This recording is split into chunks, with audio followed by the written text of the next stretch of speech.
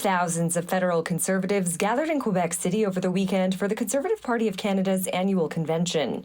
The three-day conference of more than 2,500 delegates from across the country included members voting to adopt or strike down grassroots policy resolutions, with riding associations from across Canada submitting policies they would want to see Pierre Poilievre's Conservative Party adopt as part of the next election campaign platform, ranging from vaccine mandates to energy transition to what some are calling disturbing and discriminatory policies targeting already vulnerable members of the 2S LGBTQ+ community. I think it certainly paints the Conservative Party as being very regressive, anti-human rights, and certainly anti-2S LGBTQ. If Poilievre puts these policy recommendations into practice or into his electoral platform, well, this is basically declaring open war on the 2S LGBTQ+ community in Canada. Dr. Christopher Wells is the Canada Research Chair for the Public Understanding of Sexual and Gender Minority Youth at Grant MacEwan University in Edmonton.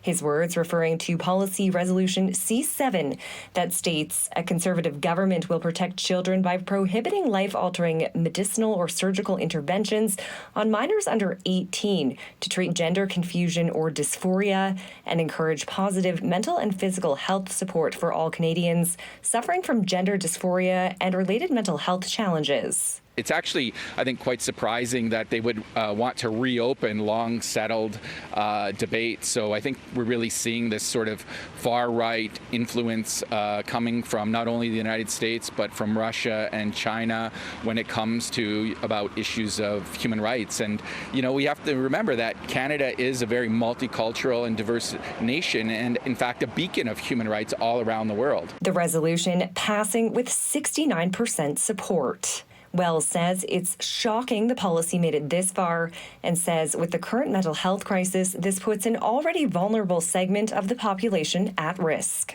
The party also voted down giving these grassroots policies more power. Although that these are only recommendations, that Poilievre is not bound to these policy resolutions, I think he should be speaking out and clearly denouncing them. Alberta Liberal MP and Minister of Employment, Workforce Development and Official Languages, Randy Boissonnault, took to Twitter over the weekend, saying, "The Conservative Party just passed a policy to bully and scare some of the most vulnerable young people in our society. Yet another example of Pierre Poilievre's Conservatives trying to import far-right American-style politics to Canada. Not on our watch."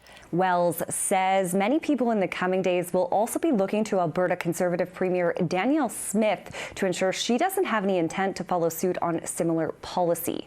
City News did reach out to several Alberta Conservative MPs for comment, as well as the Conservative Party of Canada, but did not hear back prior to deadline. From Edmonton, Adrienne South, City News.